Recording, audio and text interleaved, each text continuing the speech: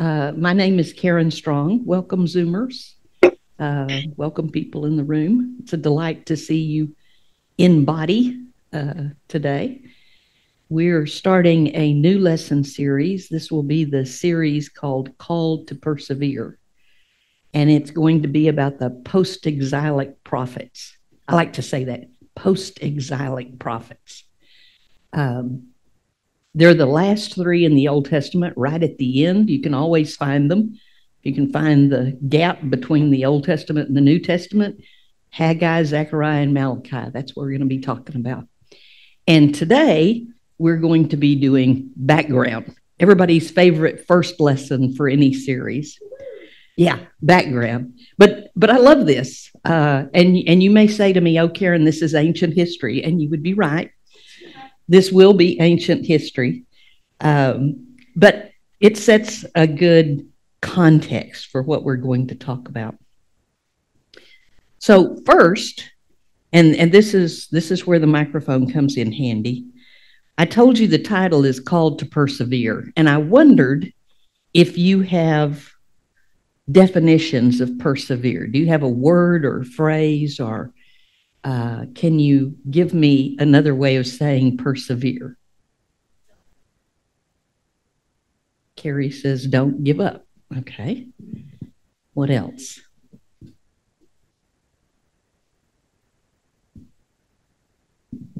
Endure.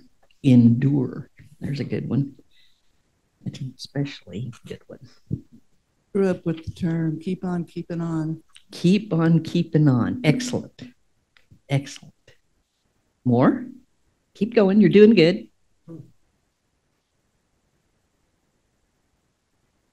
Put up with. That works.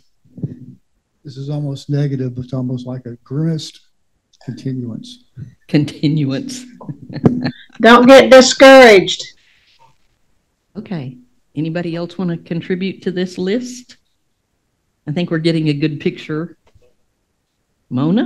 Mona. Don't get discouraged. Don't get discouraged. That's a good one. That's a good one.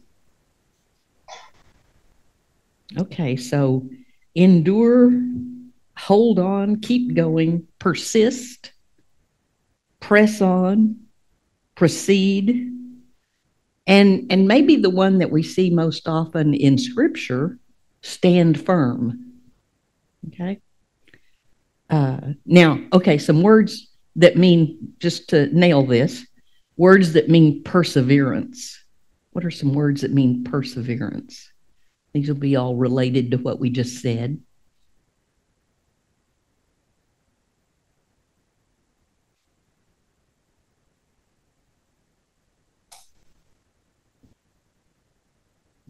Not sure if this is what you have in mind, but the word grit popped into mind. That's on my list. Yeah, grit. Persistence, endurance, similar to the words we've used before. In some cases, dedication or determination, right? And the word, spunk, stamina, tenacity. But the word that we see in Scripture a lot of times is steadfastness.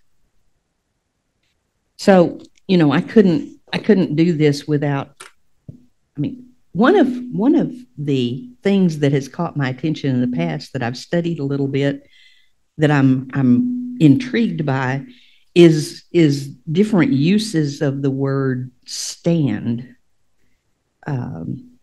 So like at the end of the armor of God, verse Ephesians 6:13, put on the full armor of God so that when the day of evil comes, you may be able to stand your ground. And after you've done everything, to stand. That has always fascinated me, because you get all suited up in your armor and then you stand.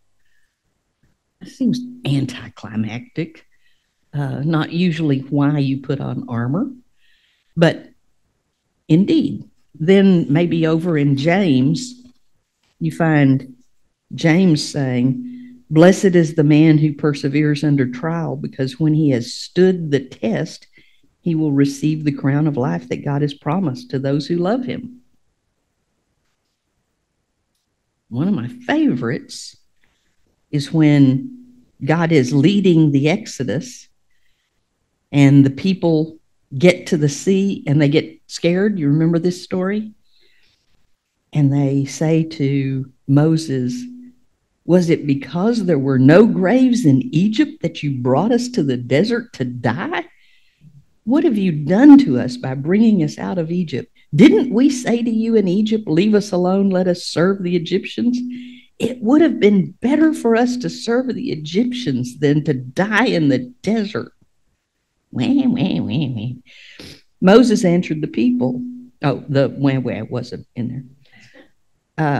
Moses said to the people, "Do not be afraid. Stand firm, and you will see the deliverance the Lord will bring you today. The Egyptians will see you today. You will never see again, and the Lord will fight for you. You need only be still." And that's really interesting to me, that our job is to stand. And so as we look at these prophets, I want us to think about this idea of standing, this idea of persevering, this idea of not giving up, because I think it has really, really important lessons for us today when we talk about all of the things that we're facing, all of the issues going on, the circumstances we find ourselves in, our post-pandemic world.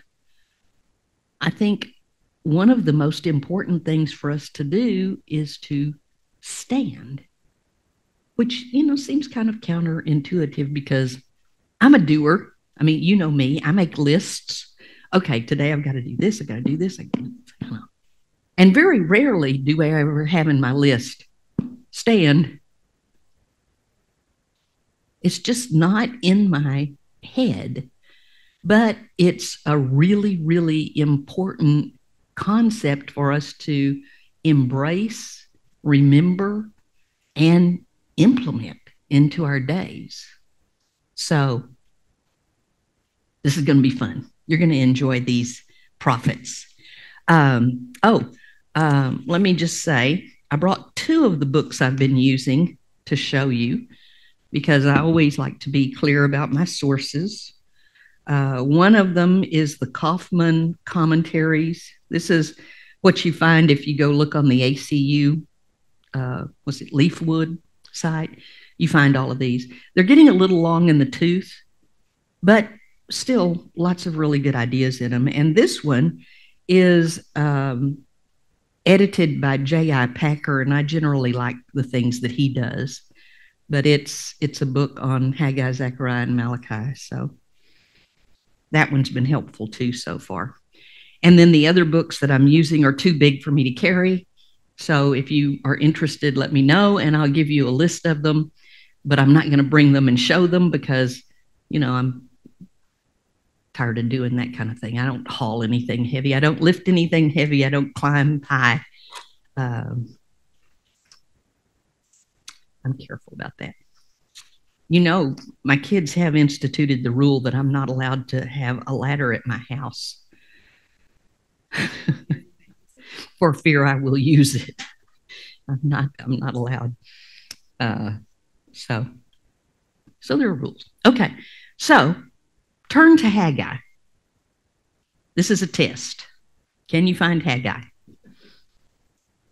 Yes. Google is our friend. All right. So think about Haggai. Haggai is one of the minor prophets. Now, from our study last year of Amos, what does it mean to be a minor prophet? It means he didn't say a lot. That's exactly right. They're generally short. They're brief books.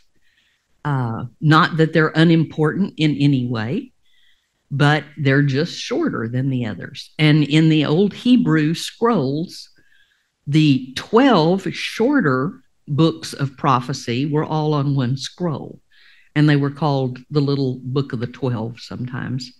And so Haggai, Zechariah, and Malachi are all small books of prophecy and all included in the book of the 12. I should be able to tell you, let's see. Haggai's got 2 chapters. I think Zechariah's got like 8 or something. And Malachi's got 4. Zechariah's got 14. So there's 2 chapters in Haggai, 14 in Zechariah, and 4 in Malachi. So they're little short books. They're little short collections of prophecy. And that doesn't keep them from packing a punch. So we're going to look at 3 of them. Well, Haggai is written by Haggai. Yeah, Haggai. JJ, you can sit down if you want to. I think we're good right now on the microphone. Written by Haggai in the post-exilic period. And what does post-exilic mean? After the exile. That's right. And part of the reason for doing this study is, you know, we talk a lot about when David was king and when Solomon was king. We talked last year a lot about the divided kingdom when Amos was going from the south to the north to tell them, you know, doom and gloom is coming. We've talked about, you know, when the Babylonians came and carried them off into exile. We've talked a little bit about Daniel in exile, but we haven't talked a lot about what happened after the exile. And so it struck me as being an interesting topic for our study because I didn't know that much about it. And so that's always what I like to delve into, is something I don't know much about. So this book is Haggai, the collections of Haggai's writings, his prophecies, is dated 520 BC. Now, normally when I give you the date of a book, I'll say somewhere between here and here. But Haggai tells you exactly the date all the way through it. And so it is the best dated book in the Bible. So there's a nugget, you know, the next time you're out to coffee with people, you can say, do you know what is the best dated book in the Bible? It's Haggai. We know exactly when it was, 520 BC. And it takes place in Jerusalem. And it's interesting the way it starts. So if you look at the first verse of Haggai, here's how it begins. This is NIV, but the other versions, translations are very similar. In the 2nd year of King Darius, on the 1st day of the 6th month, so there we get the day, the month, and the year, because we know King Darius. We can date him. The word of the Lord came through the prophet Haggai to Zerubbabel, the son of Shealtiel, governor of Judah, and to Joshua, the son of Josadak, the high priest. Okay. Now, there's something important here. All of the other prophets, every single one of the other prophets, date their prophecies based on the king in their country. You know, it's in the 5th year of King Hezekiah. You know, it's, you know, over and over and over, they're kings either in the golden age of the kingdom, David and Solomon, or during the divided kingdom, but it's always their kings. Darius is not one of their kings, which it's not hard to figure out why Haggai says in the second year of King Darius. And the reason is there was no king in the land because they'd been carried off into exile. There was no king. Okay, now this is when we have to do some ancient history. I'm going to try not to just get completely geeky about this, but I love this stuff. This is fascinating to me. So let's see. Ooh, I've got colors. Oh, all kinds of colors. Okay, well, let's see. So we'll just pick a piece of history and start positioning ourselves within it. So, if, we can always remember when David and Solomon were kings. This is when they built the temple, right? David had the idea and wanted to build it and collected all of the stuff, and then Solomon built it. And this is the golden age of the nation when they were powerful, and they were, the Queen of Sheba came to see them, They were important. They were an important regional power. Okay. Then they split. They split into north and south, right? Okay. Now, when they split into the north and south, they lost a lot of their power, right? A lot of their influence, a lot of their wealth, a lot of their preeminence. And an adjacent group of people, the Assyrians, under a leader called Tiglath-Pileser, which I just like saying that name, Tiglath-Pileser. Ever since I was in college in ACU and took a course on the minor prophets and learned some of this history, I have enjoyed knowing some of the history. And now that I'm retired, this is for free, me telling you this, but now that I'm retired, one of the things I do is I like to listen to historical podcasts. And there's a guy, what's his name? Dan Carlin, who does something like Extraordinary History or something. And there's two guys in Britain who do this The Rest is History podcast. And they all love ancient history. And so they're always telling the stories about, the ancient times and the rise of these different people's groups. And, I love listening to it. And then I get all out of proportion excited when they start talking about something that I've read about in the Bible. It's like, yes. And so, yeah, that's just my own little psychosis. But here's the Assyrians. And under Tiglath-Pileser, they get more and more powerful and more powerful. And then there's a king called Sargon II. And Sargon II conquers the North Kingdom in 721, 722 BC, and carries them off. Now, the Assyrians, their mantra is destroy, right? They are brutal, they are cruel, they are mean people, and they lay siege to Jerusalem. But you'll remember this story. King Hezekiah prays, and God sends a death angel into the Assyrian army, routs them, The leader is Sennacherib, and he leaves.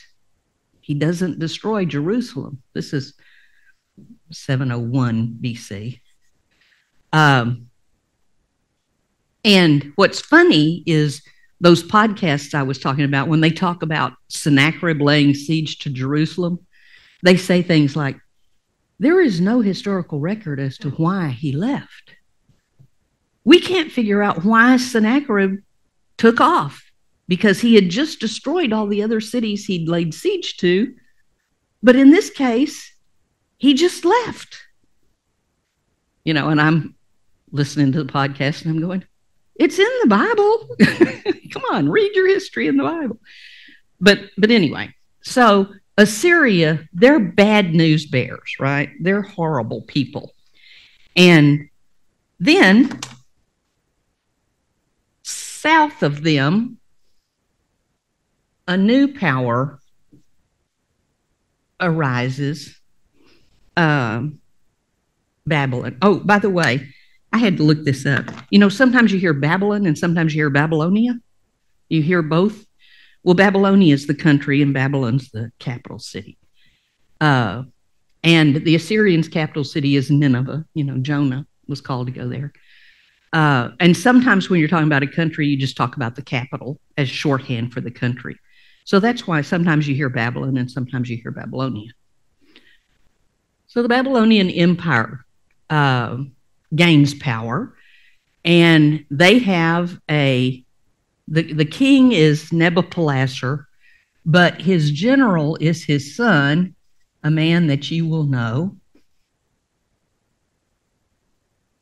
Nebuchadnezzar. Okay? And he defeats Nineveh, he defeats the Egyptians, and then he moves right on down to Jerusalem. And Babylon, oh, I didn't change colors properly. Oh, well. I knew I couldn't keep it up. Anyway, so they come on down to Jerusalem, and in 605, they sack Jerusalem and they take away all the best gold and all the smartest young people, right? The princes, the well-educated, Daniel, for instance, in 605. And the Babylonians have a different mantra. Their mantra is deport. We know that from the stories about Daniel and whatever. But what they want, the Assyrians want to be feared. They want people to quake in their boots when they talk about Assyria. The Babylonians want to be the best and brightest and smartest. They want everybody to think of Babylon as the shining city on a hill, so to speak. So they take off all the gold and the smartest young people, and then they come back and they take almost everybody and they take everything else out of the temple. So they completely scrape it dry. And this is when Ezekiel gets taken to Babylon. Well, then the people in Jerusalem, the few that are left, the king who's there, what's his name? I can't remember. Zechariah. He gets in touch with the Egyptians and wants to protect them from the Babylonians. Well, the Babylonians don't take kindly to him making an alliance with their enemy. So they come back in 586 and they totally destroy the city. They burn it. They tear down all the walls. And you know, at this time, if your city doesn't have walls, you're not a city. I mean, nobody's safe. Tear down the walls. They destroy everything. And they take another 800 and something people. They take everybody but the very sickest, the poorest, and the oldest. and they take them all back to Babylon because they were angry about the alliance with Egypt. And then they come back one more time in 581, and they round up any stray people they can find. Now, when you study ancient history, one of the principles that's important is empires not only want the land, but they need people. And so when, one thing that will cause an empire to fail is if they don't have enough people. And so eventually they take everybody they can round up because they need more people. You have to have people to work in the fields and make food, and you have to have armies, and you have to have people. So they carry them all off. So Jerusalem at this point is rubble, and the temple is completely gone, right? Not a stone on top of another stone. And all the people in Babylon. Now, oh, by the way, Nebuchadnezzar is thought to be the one who built the Hanging Gardens of Babylon. He was a great builder in addition to being a military man. And his dad, Nebuchadnezzar, who started the big Babylonian Empire, died right in here before Nebuchadnezzar came the first time. So he was king of the empire. He was in place for like 43 years. And all of the historians love to talk about Nebuchadnezzar because he is just such a shining sort of example of leadership.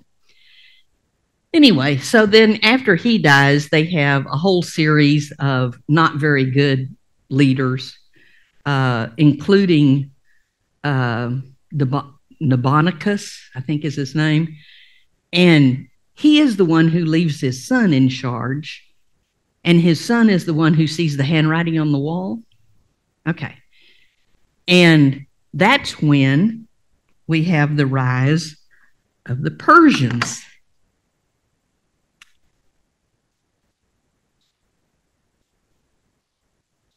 Persian Empire. All of this is going to be important, I promise. Okay. So we have the Persians. The Persians defeat the Babylonians, and the Persians have a whole different approach to things. So the Persians come in, they have a great general who becomes their great emperor, Cyrus the Great. And he's another guy that the historians love, Cyrus the Great. He's just fascinating. They just think he's the bee's knees. And he is, because under him, the Persian Empire becomes the largest empire up until that point in history. It is huge. Now, most of this is happening, in what we call Mesopotamia, the Fertile Crescent, right? Well, Cyrus extended their empire all the way over into the Balkans. You know where the Balkans are? Up above Italy and Greece over there. And they conquered Egypt. The Babylonians were never able to conquer Egypt. They kept them at bay, but they couldn't conquer them. Cyrus conquered Egypt. And he also extended east into the Indus Valley and conquered a lot of India. So it was a huge empire. And that's part of the reason that the historians are fascinated by him. But he also did a whole bunch of interesting things, like he set up this empire-wide administrative infrastructure. Administrative, yeah. And it included things like roads. I'd always heard Roman roads. We're not to Rome yet. He had roads. He had a postal system. And he had a language that was designated so that all the people in his empire could communicate. There was a common language that he put in place. So he was an interesting leader. And he was not a destroy or a deport person. He was a repatriate person.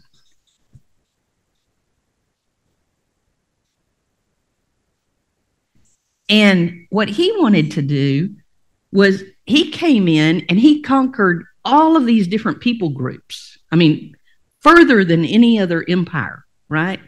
Up until that time. And he wanted to make sure his empire kept functioning. So he did all of these things to make the empire sustainable. And the language he chose to be the common language for all his people is a language that you'll be familiar with.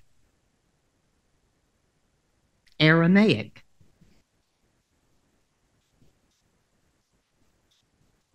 Which is fascinating to me. I didn't know that until I started doing this study.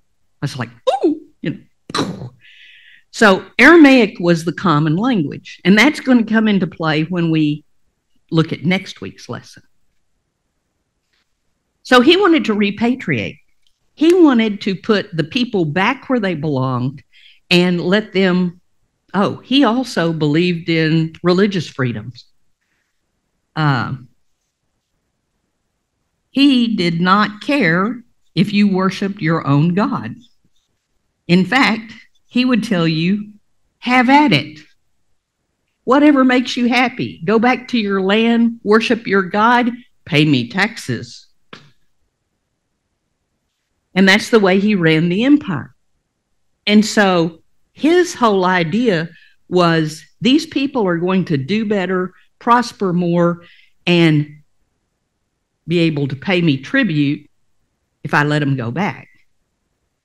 That's what causes the end of the exile, is Cyrus and his policies, his imperial policies.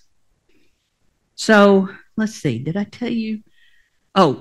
After Cyrus, he reigned like, 29 years or something. And then there were some, people that followed him who weren't any good. And eventually you end up with King Darius that we read about in Haggai 1. And King Darius was also a longtime leader in Persian Empire, and he continued what Cyrus had begun. Now, okay, let's see. And then, of course, after the Persian Empire, you get Alexander the Great, right? Alex the Great. He destroys them in 330 BC. And then after him's the Romans, right? You got all that. And back over here before this, way before this, we've got Adam over here, right? Then we get Abraham, right? Abraham lived in Ur of the Chaldees. Okay, the Chaldees eventually become the Babylonians. And the Chaldees, if you've ever heard of Hammurabi and Hammurabi's laws, this is right over here before we get here, earlier than this. And there were just north of the Chaldees, there were the Akkadians, and they became the Assyrians. So it's interesting to see the sweep. But what's important to us is this part. Because we need to understand the exile, and we need to understand the return and the context that it exists in. All right. That was a lot. Yeah. Like, will she ever stop? But this is important. This helps us when we look at Haggai and we read Haggai 1:1. We should know all of this. We should have this in our heads, sort of. Not the detail, but generally. So here we have a situation where just put yourself in this picture. pretend that you were a happy young Jewish person growing up in the kingdom and everything was fine and dandy. And once in a while you fought battles, but you live in Jerusalem, there's a big wall, you got the temple, everything's okay, right? And then it's not. You get invaded by these people who haul you away. I mean, I cannot imagine. I've grown up in the United States, right? I've always been relatively safe here. The idea of foreigners coming in and herding me into a group and taking me away is just so foreign to me. It's just outside of my experience. But that's what happened to the people. They got taken away. And they were in exile 70 years. I can give you the verse in Isaiah where he predicts that they'll be in exile for 70 years and that it'll be a king named Cyrus who will let them come home. It's one of the most amazing prophecies in the Old Testament. But so what works out is the people who were hauled away. You remember Danny was teaching us that the instruction was settle, build a house, have a family, prosper the city. Remember all that? So they did. And the next name in Haggai 1:1 is Zerubbabel, which means seed of Babylon. Apparently, the son of someone who was hauled away. And he was born in Babylon. He also was in the line of David. So he has that heritage that the Jews traced because they knew they would be blessed through the line of David. So next week, we're going to talk more about Zerubbabel, and then we're going to talk about Joshua the priest, and we will have finished Haggai 1:1. A great start. So anybody have any questions or complaints about the lesson today? Doc? Something that comes, just what you're saying, something that comes through is a term or the phrase stand for something. Mm-hmm. And when you were going to destroy, report, notice what do you stand for? It's kind of like in our armor when we're standing, what are we standing for? Mm-hmm. And that's just this theme that seems to, I don't know if that's what you're going for or not, but that's what I got from you. That's exactly right. And that's exactly why being called to persevere is so important in this study. Because, as you say, everybody in the story stands for something. Everybody in the story has one guiding principle. And we're going to discover that the Jews who come back after the exile have to figure out what they stand for. And so that's going to be the nugget inside our study. So, Scott. I apologize because this has nothing to do with the theme of stand. I don't think. We could probably figure out a way that it would, but something that I just kept thinking of a couple of times while you were going through the entire ages of taking over is back to the David and Solomon days. We all know this, but seeing it on the board like that brings out very clearly why through all those ages and those hundreds of years, why the Israelites kept imagining that the Messiah would be David too. Why their entire thinking was return us back to the green days on the left-hand side. Yeah. Things were wonderful, sort of Garden of Eden stuff, let's get back to that. We want that. We liked that. That was good. You did that once for us, God. More, please. Okay, any other comments? Okay, we'll stop here and we'll pick up next week, and we'll still be in Haggai 1:1 next week. So see you then.